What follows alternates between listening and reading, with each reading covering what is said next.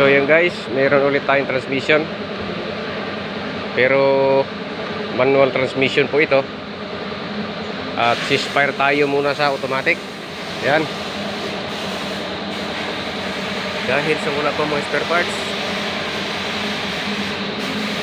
manual muna tayo. Tignan natin ang problema nito. Kasi maingay daw kahit naka-neutral. So dito guys, magbukas muna tayo ng itong ating bell housing. Luluwagan natin muna yung mga tornilyo. So nagsasabi kasi guys na maingay daw transmission. Hindi man natin narinig. Kaya parang suntok sa buwan itong gagawin natin. Bubuksan natin para maghanap tayo ng problema kung anong makita natin sa loob. Kasi hindi ko talaga narinig ito. Anong tunog. So nagsabi lang na ganoon ang gawin. Kaya bubuksan muna natin at maghahanap tayo ng problema. Sana may makita tayo kung totoo talagang may problema ang transmission na ito. Dahil kung wala, edi babalik natin, assemble natin, yun lang, lilinisin natin yung loob habang binubuksan natin. Hindi lang kasi guys, hindi lang ako ang isang tao humawak nito. Yung kasama din natin, yung kanya namang mission dito is palitan yung clutch kit. So dahil nakababa ng transmission, so napag-desisyon na nila na buksan sa akin yung transmission dahil tayo na naman ang tirador dito sa ganitong mga trabaho. Kaya ibinigay sa atin habang nakababa yung ating transmission.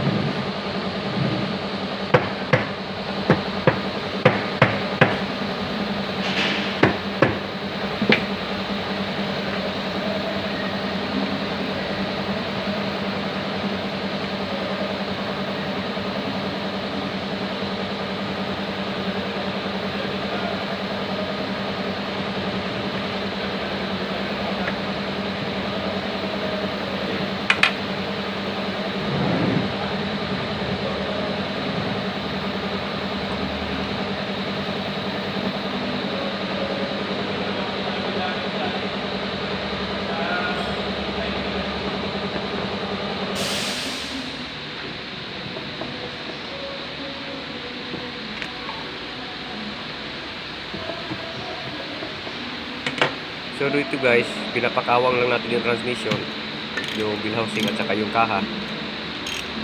Pero hindi pa yan nangangahulugan na pwede nang bunutin. Kasi meron pa yang tatanggalin dito sa dulo ng kahang ito. Bubuksan natin itong kaha kasi kumawang na yung transmission natin, yung kalahating bitak. Kaya pwede na yan. So luluogan na natin ngayon dito sa loob yung kinta at saka reverse na gear. Ay tatanggalin natin bago natin mahugot yung ating transmission case.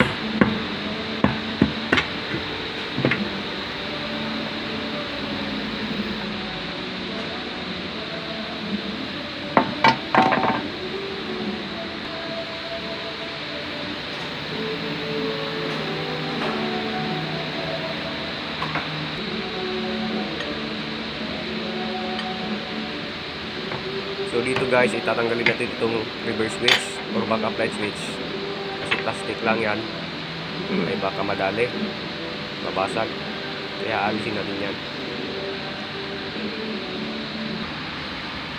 Ito naman, ay i-release natin itong pin na ito para maghiwalay itong dalawang shifting lever.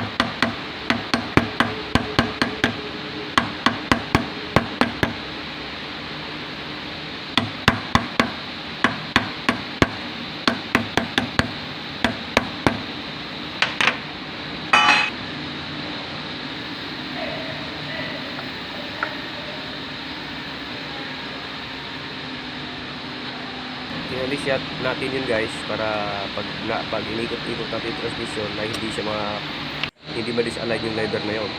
So ito guys, ayan na, nabunot na dahil naalis na natin yung reverse at 5-speed or kinta. So ayan na siya, makikita na natin yung loob niyan.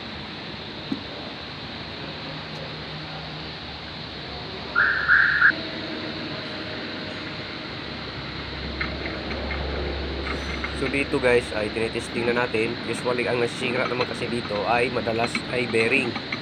Kung hindi naman bearing, synchronizer gear, Yun po talaga ang madalas na trouble ng manual transmission. Kadar car. Pag sinabi kasing maingay kahit naka-neutral, ay obvious na ho ang problema nun ay siguradong bearing na yun. Sa cambio naman nagka-problema, sinasabing pag ginambyo maingay, kumaragat rat, ay yun ay compromise ng gear. Pero ang target natin dito guys is yung mga bearing kasi nga daw maingay kapag naka-neutral. Kaya testingin natin kung may sira. May naingay nito. Goods to. Dito pa lang guys, ako'y duda na dahil napakasmooth ng mga bearings at wala pa yung sugat na nakita sa looban. Kaya parang negative talaga ang troubleshoot natin dito. So yun guys, no, dahil sa wala natin nakitang sira, ay lilinisin na lang natin to. Lahat. Yan. So bali, linis na lang ang mangyayari. Tapos sa-assembly natin. So yan guys, no, nilinis na natin ito tsaka yung kaha niya sa kabila para assemble natin to. Ito yung mga gears natin,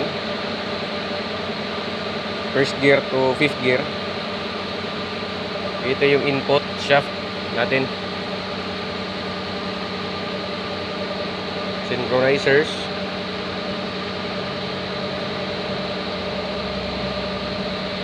shifting forks, at yung takip. Ito naman yung ating differential. So ready to install na tayo guys, no?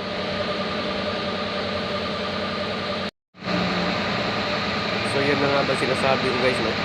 Na talagang negative talaga. Parang wala akong nakikitang problema rito. Mahirap kasi guys pag sinabi na sa iyo na tingnan mo, buksan mo yan, baka nandiyan na yung problema. Kasi napakadali sabihin, pero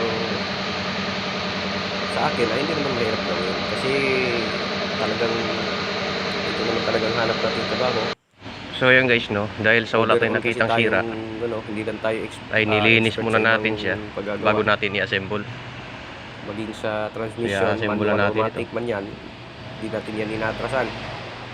Yan, paboritong subject natin. So ibabalik na natin ito dahil malinis na.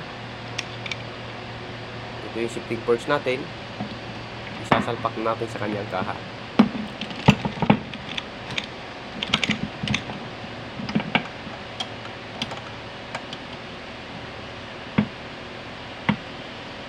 So dito guys, no, baka kayo magtaka ba't ko isinalpak yung main drive natin na wala pang differential. Yun lang naman ay testing na natin. Yan, inaalog-alog muna. Isasalpak natin yung main drive, pipihit ng ganyan. Tapos babaklasin natin ulit yan bago natin ilagay yung differential. Kasi nga nagpa-final checking tayo. Sana may mahanap tayong problema. Kaya ganito ang ginagawa ko. Yan, partial lang yan guys. Hindi pa yan final. Kasi dapat talaga dyan ay nauuna yung differential gear, yung malaki kanina, bago itong counter gear natin at itong main drive shaft natin.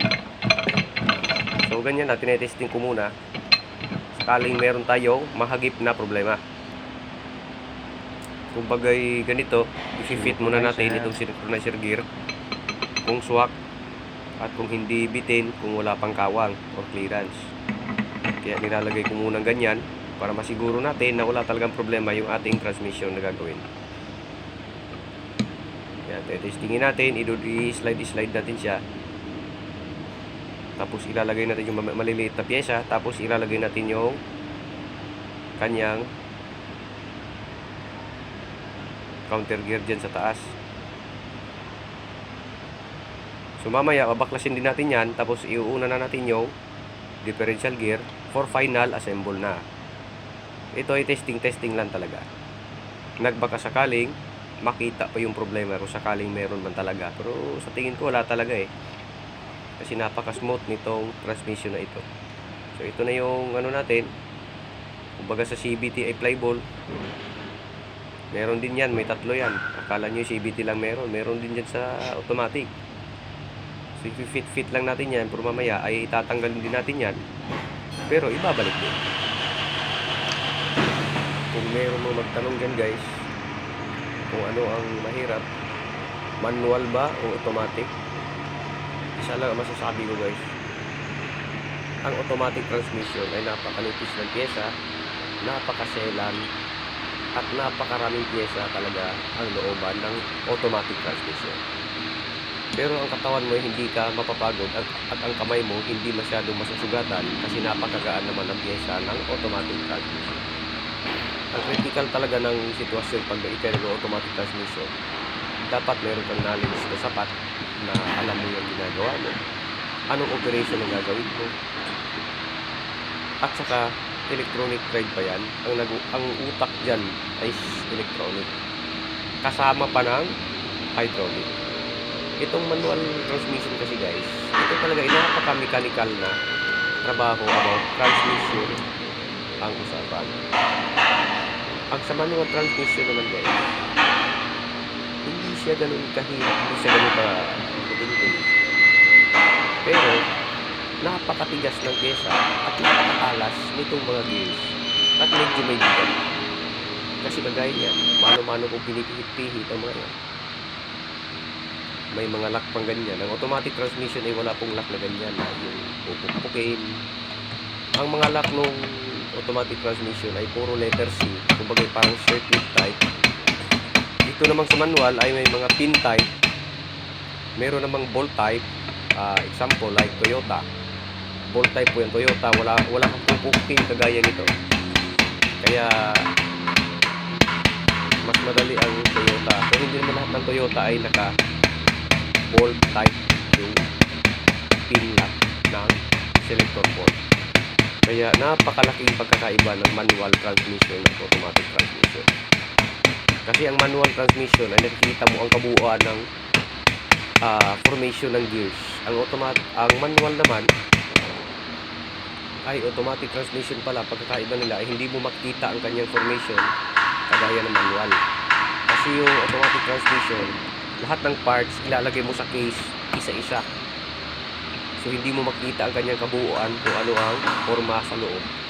Hindi kagaya nitong manual transmission ay hubot-hubad siya, lalagyan mo na lang ng takip para siya mabuo ng tuluyan.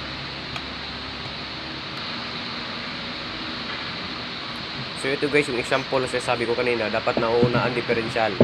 Pero hindi natin ginawa yan kasi nagche-checking pa tayo. Yan, hindi yan talaga papasok. Kahit anong gawin ko dyan, hindi yan talaga papasok. Pinakita ko lang sa video, baka sabihin tama ang ginawa ko nung una at gayahin agad, ay mali yun. Yan talaga ang una, ganyan o. Ganyan dapat o, andyan ang differential. So ilagay natin yung kaha, kahit hirap na hirap tayo dyan kasi mag-isa lang tayo.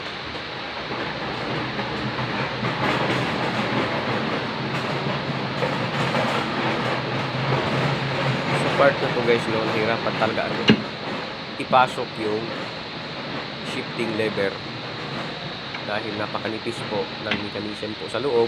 Nahirapan po akong mag-isa dahil sinubukan ko lang kung kaya ko siyang ikabit mag-isa. So yun lang, natagalan ako dyan guys, tunay. Nahihirapan talaga agad.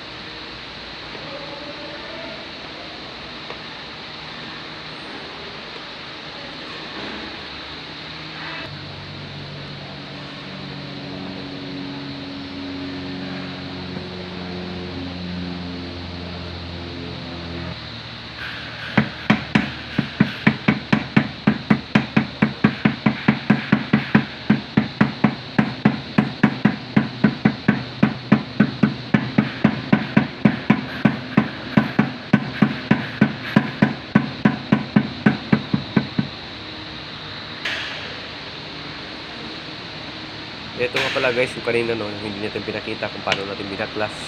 Yan pala yung reverse gear at saka fifth gear. Yung dalawang yan. Dahil nga sa wala man tayong cameraman, mag-isa tayong nagpa-vlog, kaya wala talaga tayong cameraman na pwedeng isa-inyo sa kanya na, hoy, kulo na kami ng retrato. Yan yung kinalas namin kanina sa dulo, sa bandang puwet ng transmission. Yan yung fifth gear at saka reverse gear.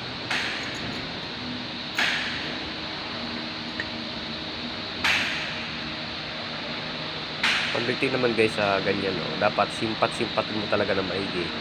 So kung tama ang pagkakaposisyon mo sa synchronized gear. Kasi kung yan ay baliktad, talaga hindi papasok yan. So ginawa natin, dalawang option ginawa natin. Tapos yan, tinesting natin. Swak naman. So, okay.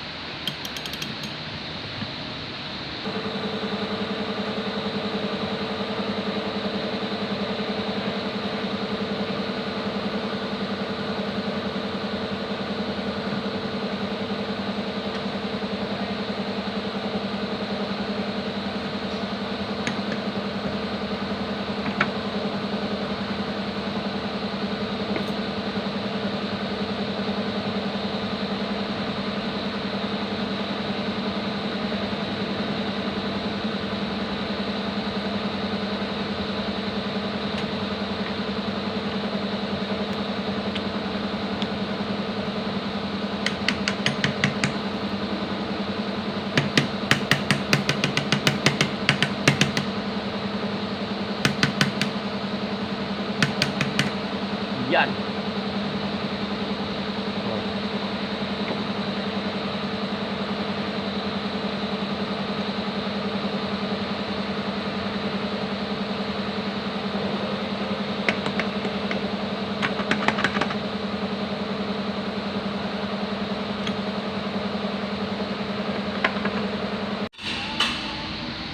So yun na guys, no, yung hindi natin na video kanina dahil nahirapan tayo ikabit itong binahusing gawa nitong shifting lever natin. So ngayon, sa awa ng Diyos ay pumasok na po siya. Kumbaga nag-aantay na lang ng kalabitin siya kung saan saan. Sample ganyan. O yan ay primera. Tapos segunda, back to neutral, hila, tercera, kwarta, back to neutral tayo. Tapos papasok quinta. So yun, no. Tapos release neutral. Tapos pihit ulit papuntang reverse. Kita nyo guys, gumalaw sa taas ang quinta at saka reverse. Ayun, no. So free na siya. May papasok natin na ayos. So dyan tayo nahirapan kanina guys, no, kung paano.